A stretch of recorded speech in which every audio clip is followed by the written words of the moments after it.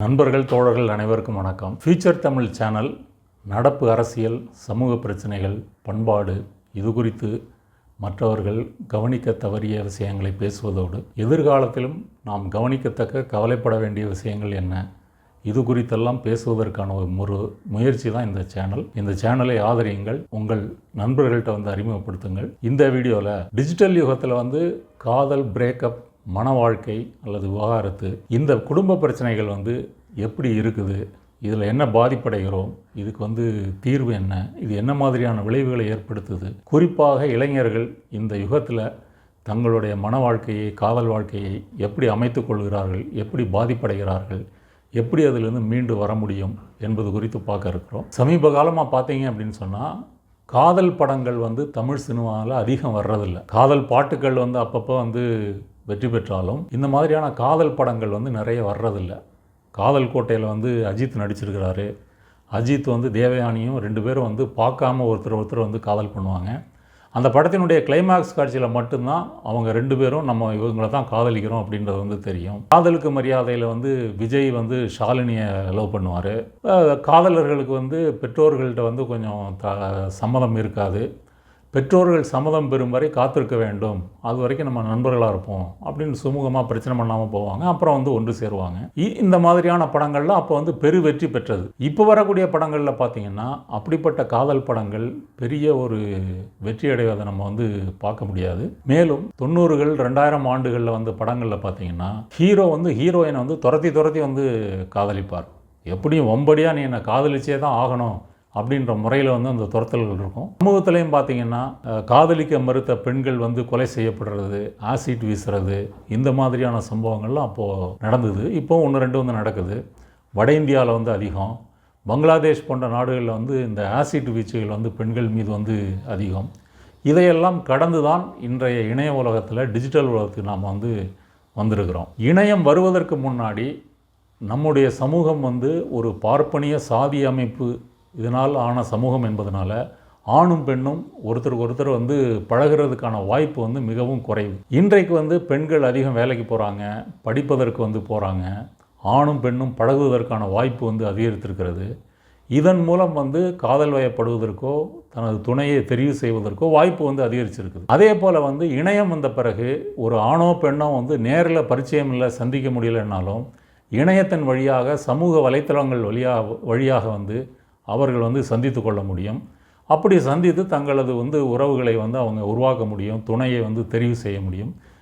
இந்த போக்கு இப்போ அதிகரிச்சிருக்கு. இன்றும் பெரும்பாலான பெற்றோர்கள், இளைஞர்கள் ஜோசியம், ஜாதகம், பொருத்தம், பரிகாரம், செவ்வாய் தோஷம் இதன் பின்னாடி போய் தான் அவங்க ஆணோ பெண்ணோ, மாப்பிள்ளையோ பொண்ணோ தேடுறாங்க. அப்படின்னாலும் கூட பொதுவான சமூகத்தில் 2K கிட்ஸ் மத்தியில் இந்த மாதிரியான காதலிப்பதற்கான தருணங்கள் அதிகரிச்சிருக்கிறதுனால அதுவும் அந்த பாணியும் ஒரு புறத்தில் அதிகரித்து போயிட்டே இருக்குது. சமூக வலைத்தளங்கள், குறிப்பாக ஃபேஸ்புக்கு, இன்ஸ்டாகிராம், ட்விட்டர் போன்ற சமூக வலைத்தளங்கள் பார்த்திங்கன்னா நம்மை பற்றி அறிமுகம் செய்து கொள்வதற்கு, நம்ம ப்ரொஃபைலில் பற்றி சொல்வதற்கு, நம்ம என்ன படம் வைக்கிறோம், நம்ம யார், நம்ம சிங்கிளா இல்லை ஒரு ரிலேஷன்ஷிப்பில் இருக்கிறோமா, இல்லை நம்ம உறவு காம்ப்ளிகேட்டடா, இப்படி பல வாய்ப்புகள் இருக்குது. அப்போது நம்ம ப்ரொஃபைலை பார்த்துக்கிட்டே இவர் யார் என்ன அப்படின்றத தெரிஞ்சுக்க முடியும். இதில் என்ன பிரச்சனை அப்படின்னு கேட்டிங்கன்னா, இணையத்தில் ஒருத்தர் தன்னை அறிமுகப்படுத்தி கொள்ளும்போது தன்னுடைய நிறைகுறைகள் அப்படி அறிமுகப்படுத்திக்கிறது இல்லை. தன்னுடைய நிறையை மட்டும் அறிமுகப்படுத்துவார்,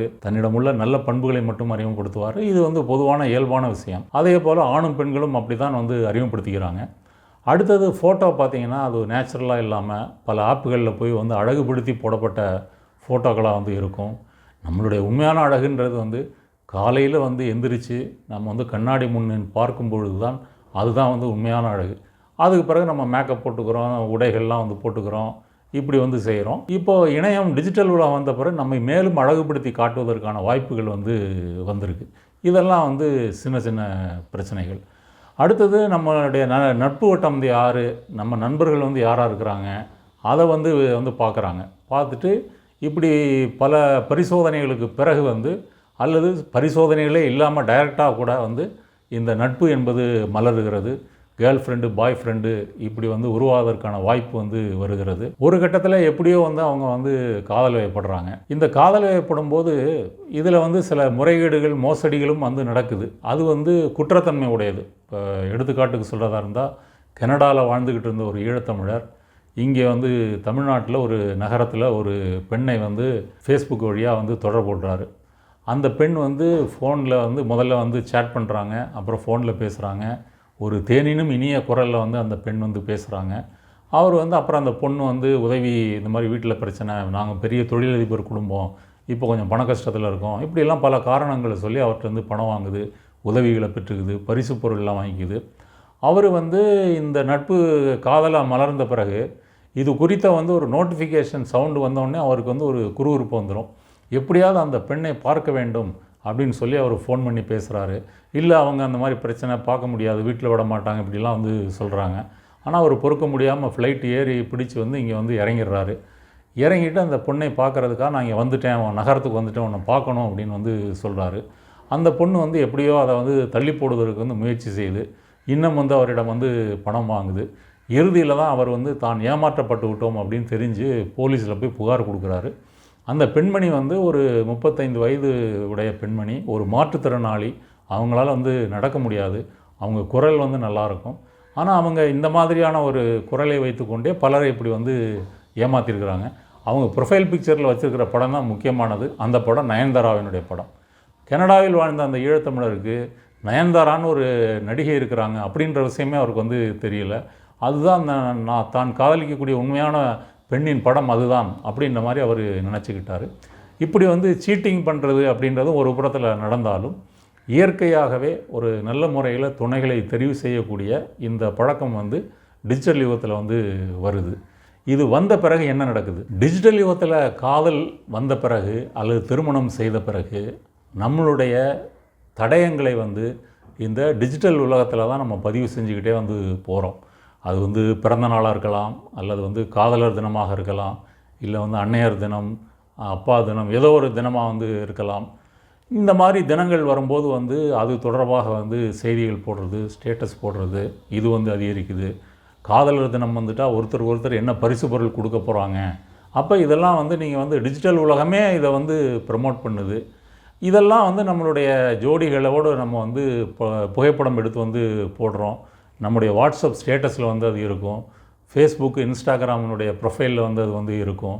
அப்புறம் ஸ்டேட்டஸ் மாறினா அது வந்து இருக்கும். இது போக வந்து நம்ம சேட் பண்ணுவோம் வாட்ஸ்அப்பில், அதெல்லாம் வந்து வாட்ஸ்அப்பில் வந்து இருக்கும். இப்படி நம்மளுடைய காதல் வாழ்க்கையை இந்த இணைய வழியில் வந்து நம்ம வந்து பதிவு செஞ்சுக்கிட்டே போகிறோம். அதன் பிறகு வந்து நம்ம ஒவ்வொரு நாளும் நம்ம செய்கின்ற விஷயங்கள் எல்லாம், இந்த காதல் சார்ந்து நடக்கக்கூடிய விஷயங்கள் எல்லாம் இணையத்தில் வந்து பதிவு செய்யப்படுது. ஒரு சினிமாவுக்கு போகிறோம், சினிமா தியேட்டர்லேயே வந்து இப்போ செல்ஃபி பாயிண்ட்டுன்னு வச்சுருக்குறாங்க. அங்கே ஒரு செல்ஃபி எடுத்து போடுவோம். அல்லது அங்கே வந்து இடைவெளியில் வந்து ஒரு பாப்கார்ன் வந்து வாங்கி சாப்பிட்றோம், அது ஒரு செல்ஃபி. இல்லை கோயிலுக்கு போகிறோம், சர்ச்சுக்கு போகிறோம், ஷாப்பிங் மால் போகிறோம், பீச்சுக்கு போகிறோம், எங்கே போனாலும் நம்ம புகைப்படங்களை தொடர்ந்து வந்து போட்டுக்கிட்டே இருக்கிறோம். செல்ஃபிகளால் வந்து நிரப்பிக்கிட்டே இருக்கிறோம். இப்படியாக நமது காதல் வாழ்க்கை என்பது பொது உலகத்தில் வந்து அறியப்படுகிறது.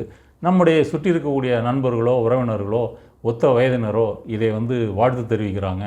உங்கள் காதல் நீடூடி வாழ்கன்னு சொல்லி வாழ்த்துறாங்க. காதலர் தினத்துக்கு வாழ்த்துவாங்க, பிறந்த தினத்துக்கு வந்து பிறந்த நாளுக்கு வந்து வாழ்த்துவாங்க. இப்படி நம்ம இணையத்தில் வந்து நம்மளது பதிவுகளை வந்து அதிகரித்து கொண்டே போகுது. இப்படியான காதல் அப்படின்றது வந்து 100% வந்து வெற்றி அடைஞ்சிறதில்லை. நீங்கள் திருமணம் பண்ணிங்கன்னா கூட இப்போ கூட பார்த்திங்கன்னா குடும்ப நீதிமன்றங்களில் வந்து விவாகரத்து கோரி வரக்கூடிய வழக்குகள் வந்து அதிகரிச்சிருக்குது. இதெல்லாம் வந்து சில பேர் பிற்போக்காக பார்க்குறாங்க. அப்படி கிடையாது. இங்கே வந்து ஆணுக்கு பெண் சமம் என்ற ஒரு உரிமை வந்து நிலைநாட்டப்படுகிறதுனால தனது குடும்ப வாழ்க்கையில் கணவனோ அல்லது மனைவியோ தவறு செய்யும் பொழுது அதை வந்து நீதிமன்றத்தின் மூலமாக நாம் புரிந்து கொள்ள வேண்டும் என்ற ஒரு ஜனநாயகபூர்வமாக சமூகம் மாறி வருவதற்கு தான் இந்த விவாகரத்து வந்து அதிகரித்து வருவது வந்து ஒரு சான்று. ஆனால் டிஜிட்டல் யுகத்தில் 1 வருஷமோ 2 வருஷமோ 3 வருஷமோ காதலிச்சுட்டு அந்த காதலில் வந்து ஏதோ ஒரு நல்ல காரணமோ கெட்ட காரணமோ அல்லது ஆண் மீது தப்போ பெண் மீது தப்போ ஏதோ ஒரு காரணங்களால் ஒரு பிரேக்கப் அப்படின்ற ஒரு பாயிண்ட் வந்து வருது. இந்த பிரேக்கப் வந்த பிறகு என்ன நடக்குது, அதுதான் முக்கியமான பிரச்சனை. இப்போ இந்த பிரேக்கப்பை நம்ம எப்படி வந்து அமல்படுத்துறது? இதுக்கு முன்னாடி வந்து இணையம் வருவதற்கு முன்னாடி, டிஜிட்டல் உலகம் வருவதற்கு முன்னாடி நம்ம காதலிக்கிறதோ இல்லை அந்த காதல் தோல்வியடையுது, பிரேக்கப் ஆகிட்டோம் அப்படின்னு சொன்னால் அது நமக்கு நெருக்கமாக இருக்கக்கூடிய சில நண்பர்கள், பெற்றோர்கள், உறவினர்களுக்கு மட்டும்தான் வந்து தெரியும். இப்போ அப்படி இல்லை. நம்முடைய காதல் வாழ்க்கையே வந்து ஒரு பெரிய வெப் சீரிஸ் மாதிரி வந்து நம்ம இணையத்தில் வந்து பதிவு செஞ்சுருக்கிறோம். சமூக வலைத்தளங்களில் வந்து போட்டிருக்கிறோம். பல பேர் அதை வந்து லைக் பண்ணியிருக்காங்க, கமெண்ட் பண்ணியிருக்கிறாங்க. இப்படி இருக்கும்போது இந்த தடயங்களை எல்லாம் அழித்து விட்டு நம்ம இந்த பிரேக்கப்பை வந்து எப்படி அமல்படுத்துறது? இது ஒரு முக்கியமான பிரச்சனை.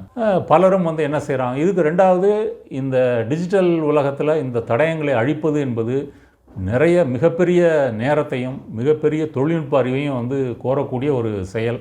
அவர் ஜஸ்ட் லைக் அப்படி வந்து அழிச்சிட்டு வந்து போயிட முடியாது. அப்போ பிரேக்கப் ஆன பிறகு என்ன செய்கிறாங்க, தங்களது இன்ஸ்டாகிராமோ ஃபேஸ்புக்கோ அங்கே போய் அந்த கணக்கில் வந்து உள்ளே நுழைஞ்சிட்டு இது வரைக்கும் சேர்ந்துருக்கிற படங்கள்லாம் வந்து எடுக்கிறதுன்னு எடுத்துக்கிட்டே இருக்கிறாங்க. அதெல்லாம் கூட எடுத்தாச்சு. ஆனால் இதோடு வந்து பிரச்சனை முடிஞ்சிருதா? இல்லை. ஏன்னா இவங்க 2 பேரும் ஜோடியாக வந்து தங்களுடைய நண்பர்களது திருமணமோ, பிறந்தநாள் விழாவோ, வேறு ஏதாவது குடும்ப நிகழ்வுகளோ அல்லது சுற்றுலாவோ எதுக்காக வந்து போயிருப்பாங்க. அந்த குரூப் ஃபோட்டோ வந்து சம்மந்தப்பட்ட நண்பர்கள் வந்து பகிர்ந்திருப்பாங்க. அதில் நம்ம 2 பேரும் வந்து நிற்போம். அதை எப்படி அழிக்க முடியும்? அதை அவங்கள்ட்டே நீங்கள் சொல்லி அழிக்க சொல்லி கோருவதற்கு வந்து சாத்தியம் இல்லை. அடுத்தது நம்மளே வந்து இருவரும் சேர்ந்துருக்கிற மாதிரி போட்டிருக்கிற அந்த புகைப்படங்களை நம்முடைய நண்பர்கள் வந்து டவுன்லோடு செய்து அவங்களுடைய கணக்கில் வந்து அதை அப்லோட் பண்ணி அவங்க வந்து வாழ்த்து தெரிவிச்சிருந்தாங்கன்னு வைங்க. இது இப்போ அவங்களுடைய கணக்கில் வந்து இருக்கிற படமாக இருக்குது. அதை நம்ம வந்து அழிக்க முடியாது. அல்லது வந்து ஒரு ஆணுடைய கேமராவிலையோ அல்லது பெண்ணுடைய கேமராவிலையோ எடுக்கப்பட்ட படங்கள் அப்படின்னு பார்த்தீங்கன்னு சொன்னால் அந்த கேமராவுள்ள கேலரி, கேமரா எல்லா ஆப்லேயும் வந்து அந்த ஃபோட்டோஸ் வந்து க்ளவுடு இதில் எல்லாத்துலேயுமே போய் இருக்குது. அதை வந்து அவங்களுக்கு சொந்தமாகிடுது. நினச்சா அவங்க தான் அழிக்க முடியும். இப்போதைக்கு வந்து ஆணும் பெண்ணும் பேசி உட்கார்ந்து நாம் வந்து பிரிஞ்சிருவோம், இதுக்கு மேலே நம்ம வந்து சேர்ந்து வாழ முடியாது அப்படின்னு முடிவு செஞ்சால் கூட இந்த பிரச்சனையின் வந்து இப்படி தான் வந்து நடக்கும். இதில் பிரேக்கப் ஆன பிறகு வந்து நீங்கள் புதிய இணையை வந்து தேடுவாங்க. இயற்கையாக நம்ம வந்து வாழ்க்கையில் ஏற்கனவே வந்து ஒரு படிப்பினை பெற்றுட்டோம், ஒரு உறவு வந்து தோல்வி அடைந்து விட்டது, அந்த கசப்பான நினைவுகள்லேருந்து மீண்டு வந்து ஒரு புதிய வாழ்க்கையை அமைக்கணும் அப்படின்னு சொல்லி முயற்சி பண்ணுறோம். அப்போ புதியவர்களை வந்து நம்ம தேடுறோம்.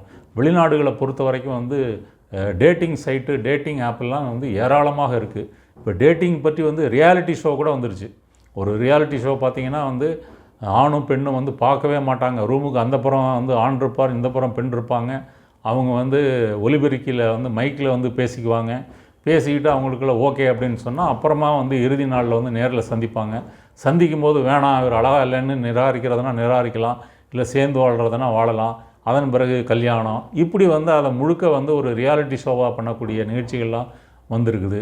இந்த டேட்டிங் சைட்டு வந்து அது இப்போ பிரபலமாக வந்து வளர்ந்துருக்குது. நம்ம நாட்டை விட வெளிநாட்டில் வந்து இந்த டிஜிட்டல் உலகத்தினுடைய இந்த காதல் பிரேக்கப் வந்து பிரச்சனைகள் அதிகம்.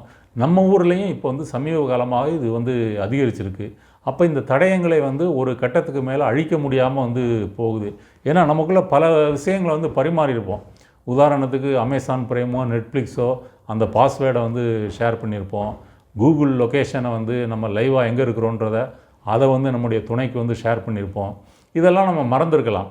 ஆனால் நீங்கள் இந்த பிரேக்கப்புக்கு பிறகு பார்த்தீங்கன்னா அந்த பெண் வந்து எங்கெல்லாம் போகிறாங்க, இப்போ வந்து மெட்ரோ ட்ரெயினில் இருக்கிறாங்க, இப்போ வந்து ஷாப்பிங் மாலில் இருக்கிறாங்க, இப்போ வந்து தன்னுடைய கல்லூரி தோழிகளோ அல்லது அலுவலக தோழிகளோடு இருக்கிறாங்க. இது எல்லாமே அந்த லொக்கேஷன் மூலமாக அவர் சம்மந்தப்பட்ட ஆணுக்கு வந்து தெரியும். இப்போ இதை வந்து மாற்ற வேண்டும். இப்படி வந்து டிஜிட்டலில் இருக்கக்கூடிய சமூக வலைத்தளங்கள் எல்லாமே ஒரு ஆணும் பெண்ணும் சேருவதற்கு, காதல் வயப்படுவதற்கு இதற்கான டூல்ஸு, கருவிகள் தான் நிறைய வந்து கொடுத்துருக்காங்களே தவிர, பிரிஞ்ச பிறகு இது எப்படி எரேஸ் பண்ணுறது, எப்படி வந்து ஒரு புதிய வாழ்க்கையை அமைச்சிக்கிறது, அதற்கான கருவிகள் வந்து இப்போதைக்கு வந்து இல்லை. ஒரு காலம் வந்து எதிர்காலத்தில் வந்து அப்படி வேணால் வரலாம். எதிர்காலத்தில் அப்படிப்பட்ட நிறுவனங்கள் வந்து வரலாம். உதாரணத்துக்கு நீங்கள் வந்து பிரேக்கப் ஆயிடுச்சு, அந்த நிறுவனத்துக்கு போய் ஒரு அமௌண்ட்டு கட்டிட்டு இந்த மாதிரி சார் எங்கள் வந்து உறவு வந்து நாங்கள் பிரிஞ்சிட்டோம், இந்த டிஜிட்டல் வேர்ல்ட்லேருந்து எங்களுடைய இதை வந்து எல்லாம் எரேஸ் பண்ணிடணும் அப்படின்னு சொல்லி ஒரு அமௌண்ட்டு கொடுத்துட்டு அவங்க உட்காந்து எல்லாம் எரேஸ் பண்ணி கொடுப்பாங்க. அல்லது வந்து இப்போவே வந்து ஃபேஷியல் ரெகக்னேஷன், மெஷின் லேர்னிங் இந்த மாதிரி பல டூல்ஸ் வந்து இருக்குது. இதை வைத்து கொண்டு எப்படி வந்து இதை செய்ய முடியும் அப்படின்னு சிலர் வந்து யோசிக்கிறாங்க. இன்னும் சிலர் வந்து சமூக வலைத்தளங்கள் வந்து லாபம் பார்க்கின்ற நிறுவனங்களாக மட்டும்தான் இருக்குதே தவிர, இந்த மாதிரி நமது உணர்ச்சிகளை ஒரு மென்பொருளில் வந்து எழுதுகிறோம், அந்த மென்பொருள் வந்து நமது உணர்ச்சிகளோடு வந்து விளையாடுகிறது, அந்த மென்பொருளை சாஃப்ட்வேரை வந்து எப்படி மாற்றி அமைப்பது, இது குறித்து வந்து அந்த டிஜிட்டல் நிறுவனங்கள் அதற்கான கருவிகளை வந்து மக்களுக்கு வந்து வழங்கணும். இப்படிப்பட்ட குரலும் வந்து ஒரு உரிமை குரலாக வந்திருக்குது. இது எல்லாமே இருந்தாலும் இந்த டிஜிட்டலில் எல்லாம் நம்ம பதிஞ்சுக்கிட்டே போகிறதுனால இந்த அழிப்பது என்பது ஒரு வரம்புக்கு மேலே சாத்தியம் இல்லை. இப்போ உதாரணத்துக்கு அந்த சம்மந்தப்பட்ட ஆண் தன்னுடைய அம்மாவோட ஒரு ஃபோட்டோ போடுறாரு. அதுக்கு அந்த சம்மந்தப்பட்ட பெண் லைக் பண்ணியிருப்பாங்க. இப்போ இதை எரேஸ் பண்ணணுமா? இப்படி நுணுக்கமாக பார்த்திங்கன்னா ஒரு 1008 வழிகளில் நாம் சேர்ந்திருக்கின்ற அந்த சம்பவங்கள் ஒரு விருப்பக்குறியாகவோ ஒரு ஷேரிங்காகவோ ஒரு புகைப்படமாகவோ இந்த டிஜிட்டல் உலகில் நிரம்பி இருக்குது. இதுக்கு பிறகு சம்மந்தப்பட்ட ஆணோ பெண்ணோ ஒரு புதிய துணையை அவங்க தெரிவு செய்கிறாங்கன்னு வச்சுக்கோங்க. தெரிவு செய்த பிறகு அந்த புதுசாக வந்திருக்கிற அந்த ஆணோ பெண்ணோ இந்த பழைய உறவுகளின் அந்த பழைய புகைப்படங்களை ஏதோ பார்க்கும்போது அதில் பிரச்சனை ஏற்படுகிறது. அதில் ஒரு மனக்குறை ஏற்படுகிறது. அதனாலே அவங்களுக்குள்ளே ஒரு பரஸ்பரம் நம்பிக்கையின்மை வருகிறது. இதெல்லாம் பேசி எப்படி சரி செய்கிறது அப்படின்ற இந்த காலத்துக்குள்ளே இந்த இளைய சமூகம் இன்னும் அதுக்கு ஒரு மெச்சூரிட்டி வராத ஒரு நிலைமையில் இருக்கிறோம். இந்த மெச்சூரிட்டி வராத நிலைமைக்கு முக்கியமான காரணம் இந்த டிஜிட்டல் எரா தான். காதல் அப்படின்றது பார்த்திங்கன்னா 2 ஆளுமைகள் ஒரு ஆளுமையாக மாறுவது தான் காதல் திருமணம். இப்போ பிரியும் போது அவ்வளோ சுலபமாக அந்த 2 ஆளுமை ஒரே ஆளுமையாக ஆன பிறகு அதுலேருந்து ஒரு ஆளுமை பிரித்து கொண்டு போகிறது ரொம்ப சிரமம். அப்படியே பிரித்து கொண்டு போனாலும் அதை பல வழிகளில் ஒரு ஆவி போல நம்மை பின்தொடர்வதற்கு இந்த டிஜிட்டல் உலகம் காரணமாக இருக்குது. இதில் பரஸ்பரம் 2 பேரும் சேர்ந்து பிரிஞ்சுக்கிறோன்னு முடிவு பண்ணாலே இவ்வளோ பிரச்சனை இருக்குது. ஆனால் இதில் ஒரு தரப்பு மட்டும்தான் முடிவு பண்ணுறாங்க. என்னென்னா ஒரு தரப்பு அந்த விலகலை ஏற்றுக்கொள்ளவில்லை. ஒரு உதாரணத்துக்கு ஆண் ஏற்றுக்கொள்ளவில்லை, பெண் தான் பிரிஞ்சு போகணும்னு நினைக்கிறாங்கன்னு சொன்னால், சம்மந்தப்பட்ட ஆண் அதை விரும்பவில்லை என்று சொன்னால் 1008 வழிகளில் இந்த பெண்ணை டார்ச்சர் பண்ண முடியும். அந்த படங்களை எல்லாம் தொடர்ந்து அனுப்ப முடியும், தொடர்ந்து சாட்டை மெசேஜ் அனுப்ப முடியும். நீங்கள் பிளாக் பண்ணிங்கன்னா கூட வேறு ஏதாவது ஐடி மூலமாக உங்கள்கிட்ட மெசேஜ் போட முடியும். இப்படி அவர்கள் தொடர்ந்து அந்த சித்திரவதையை அவங்க தொடர்ந்து செஞ்சுக்கிட்டே இருக்க முடியும். அப்புறம் நீங்கள் ஒரு கட்டத்தில் ஒரு சோர்வு விரக்தி மனப்பான்மை வரும். சிலருக்கு ஒரு தற்கொலை முயற்சி கூட வரும். இதனால் மருத்துவர்களை நோக்கி நம்ம போக வேண்டிய நிலைமை வரும். மனநல ஆற்றுப்படுத்தினார்கள் கவுன்சிலர்ஸு அவங்கள்ட்ட போய் கன்சல்ட் பண்ண வேண்டிய நிலைமை வரும். இன்னும் நம்மளுடைய சமூகத்தில் இப்போ ஆணும் பெண்ணும் பழகுவதற்கான ஒரு வாய்ப்பு இருக்குதே தவிர ஒரு ஜனநாயகபூர்வமாக அந்த உறவு இருக்குதா அப்படின்றதுக்கான ஒரு பக்குவம் ஒரு முதிர்ச்சி நம்ம சமூகத்துக்கு இன்னும் வரலை. அப்போ இந்த ஒன் சைடான இந்த பிரிவுகள் என்பது அதில் பாதிப்படையக்கூடிய அந்த ஆணுக்கோ பெண்ணுக்கோ மிக பெரும் மன உளைச்சலை ஏற்படுத்துது. அப்போ இதுக்கு தீர்வு தான் என்ன? நம்ம இணையத்தில் நம்மளுடைய எல்லா பதிவுகளையும் பதிவு செஞ்சிட்டோம். நம்மளுடைய காதல் வாழ்க்கை மன வாழ்க்கையினுடைய இன்பம் துன்பம் அத்தனையும் அதில் பதிவு செஞ்சுருக்கிறோம். இப்போ பிரிஞ்சிட்டோம். அந்த பிரிகிறது என்பது ஒரு அளவு தான் இணையத்தில் செய்ய முடியுது. வேறு வேறு வகையில் நம்ம பழைய நினைவுகளை அது கொண்டு வருது. அந்த மன உளைச்சலே இருக்கிறோம். அப்போ என்ன செய்கிறது? ஒன்று, குறிப்பிட்ட அளவு இந்த பழைய விஷயங்களை அழித்து பார்க்குறோம். அப்படியும் முடியலையா, அந்த ஆப்பை அன்இன்ஸ்டால் பண்ணிவிட்டு நம்ம நார்மல் லைஃபுக்கு வந்துடுறது தான் சரியானது. அடுத்ததாக இந்த காதல் மன வாழ்க்கை இந்த மாதிரி நம்மளுடைய சொந்த நிகழ்வுகள் இது குறித்து கொஞ்சம் அடக்கத்தோட டிஜிட்டல் உலகத்தில் நம்ம நடந்துக்கிறது நல்லது. ரொம்ப ஆர்ப்பாட்டமாக ரொம்ப மிகையாக அதை நம்ம பதிவு செய்து செல்ஃபி போடுறது அல்லது சின்ன சின்ன விஷயங்களுக்கெல்லாம் அதில் நம்ம பதிவு செய்கிறது, இதையெல்லாம் நம்ம கொஞ்சம் குறைச்சிக்கலாம். இன்னொரு நாளில் நம்ம பிரிய போகிறோம் என்பதற்காக முன்னெச்சரிக்கையாக இப்படி போடுங்க அப்படின்னு நான் சொல்ல வரல. நாம் வாழ்நாள் முழுக்க சேர்ந்து இருக்கணும் அப்படின்றது தான் நம்முடைய நோக்கம். அப்படி இருந்தாலும் கூட காதலோ மன வாழ்க்கையோ ஒரு மனிதனுடைய வாழ்க்கையில் முழு வாழ்க்கை அல்ல. அதை தாண்டி நம்மளுடைய கேரியர் இருக்குது. அப்புறம் அரசியல் சமூகம் இப்படி பல விஷயங்கள் இருக்குது. ஒரு கலையில் நம்ம பழகி ஒரு மேன்மை பெறக்கூடிய விஷயங்கள் இருக்குது. பல விஷயங்களில் நம்ம ரசிகர் என்ற நிலையை கடந்து ஒரு படைப்பாளி என்ற நிலையை நம்ம அடைய முடியும்.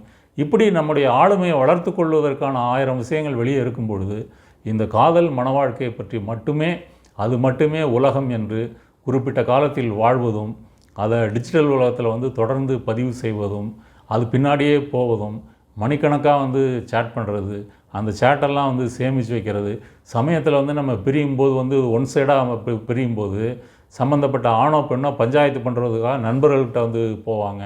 அப்போ நண்பர்களுக்கு ஆடியோ மெசேஜ் போடுவாங்க. அந்த ஆடியோ மெசேஜ் அவருடைய ஃபோனில் பதிவாயிரும். பின்னர் ஒரு நாளில் அவர் அரசியல் தலைவராக இருந்தால் அந்த ஆடியோ மெசேஜ் வந்து போலீஸ் வழியாக வந்து நம்ம திருச்சி சூர்யாவுக்கு வந்து போகுதுன்னு வச்சுங்க. திருச்சி சூர்யா வழியாக லீக் ஆச்சுன்னா அப்புறம் என்ன ஆகிறது? இப்போ எல்லாம் சாதாரண மக்களுடைய அதெல்லாம் அப்படி நடக்க போகிறதில்ல. ஒரு உதாரணத்துக்காக வந்து சொல்கிறேன். அப்போ பஞ்சாயத்து பண்ணும் பொழுது வந்து நம்ம 3ஆம் தரப்பினர் நண்பர்கள் அவங்களுக்கு இந்த விஷயங்களை வந்து டிஜிட்டலாக வந்து கொண்டு போகிறோம். அப்போ நம்ம ஆன்லைனில் நம்ம செய்கின்ற இந்த வேலைகளை ஆஃப்லைனில் வந்து நம்ம நேரிட்டு பழகுவதும் ஒருத்தர் புரிஞ்சுக்கிறதும் கருத்து வேறுபாடு வந்து ஆஃப்லைன்லேயே அதை சொல்லிட்டு பிரிகிறதும் இப்படி நம்ம முயற்சி பண்ணுறது, அதன் பிறகு ஒரு புதிய வாழ்க்கையை வந்து அமைத்துக்கொள்வது, அதையும் வந்து டிஜிட்டல் உலகத்தில் வந்து அடக்கமாக வந்து வாழ்வது, இதை தீர்வு செய்வதற்கான வழிகள். அதே போல் இந்த டேட்டா வந்து என்பது வந்து ப்ரைவசி டேட்டா என்பது வந்து ஒரு சிவில் ரைட் அப்படின்னு போராடக்கூடிய ஆர்வலர்கள் இருக்காங்க. அவங்கெல்லாம் வந்து இந்த சமூக வலைத்தள நிறுவனங்கள்கிட்ட என்ன கோர்றாங்கன்னா, இப்படி வந்து ஆணும் பெண்ணும் பழகுவதற்கான வாய்ப்பை வந்து நீங்கள் விளம்பர லாபம் கருதி வந்து ப்ரமோட் பண்ணுறீங்க. ஆனால் பிரியும் போது அதற்கு உகந்த வழிகளை வந்து நீங்கள் ஏற்படுத்தி கொடுக்கணும். அதற்கான டூல்ஸ் வந்து நீங்கள் வந்து கொடுக்கணும். அதுக்கு சப்போர்ட் பண்ணணும்.